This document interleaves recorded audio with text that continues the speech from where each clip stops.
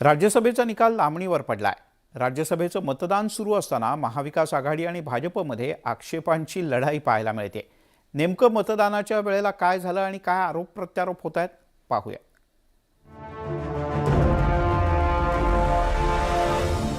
राज्यसभा निवडणुकीच्या मतदानादरम्यान निकालाच्या आधी भाजप आणि महाविकास आघाडीतला कलगीतुरा अधिक रंगल्याचं पाहायला मिळालं। महाविकास आघाडीच्या 3 मतांवर भाजपनं आक्षेप घेतला, तर या विरोधात थेट निवडणूक आयोगात धावही घेतली। भाजपनं काँग्रेसच्या आमदार आणि महिला तसंच बालकल्याण मंत्री यशोमती ठाकूर, राज्याचे गृहनिर्माण मंत्री जितेंद्र आव्हाड आणि शिवसेनेचे आमदार सुहास कांदे यांच्या मतदानावर आक्षेप नोंदवला।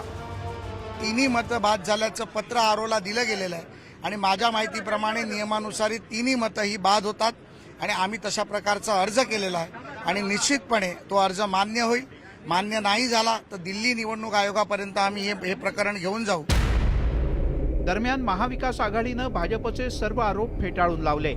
भाजपला पराभव दिसत असल्यानंच त्यांनी आक्षेपाचं राजकारण केल्याचा आरोप यशोमती ठाकूर यांनी केला। महाविकास आघाडीचे 4ही उमेदवार निवडून येत आहेत आणि भाजपचा उमेदवार पडतायत।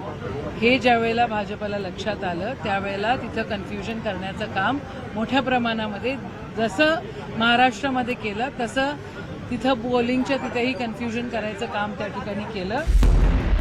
भाजपचा हा आक्षेप सुरुवातीलाच फेटाळण्यात आला, पण भाजपप्रमाणेच काँग्रेसनंही भाजपचे ज्येष्ठ नेते सुधीर मुनगंटीवार यांच्या मतावर आक्षेप घेतला।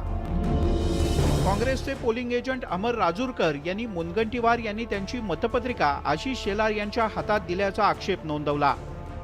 मुनगंटीवार जी के वोट के बारे में जो मैंने सुनाई दिया मुझे कि कांग्रेस के हमारे पोलिंग एजेंट ने अमर राजूरकर जी ने उनको रिटर्निंग ऑफिसर को शिकायत की है कि इन्होंने बैलेट पेपर को हाथ किसी और को लगाने को वहाँ पर दिया है, जो शायद वहाँ कुछ घटना घटी है, तो वो उसके बारे में फैसला देखते क्या होता। खरं तर भाजप आणि काँग्रेस या दोन्ही पक्षांचे आक्षेप सुरुवातीलाच फेटाळण्यात आले होते, पण भाजपनं मात्र या विरोधात निवडणूक आयोगाकडे दाद मागितल्यानं मतमोजणी सुद्धा काही काळ लांबली।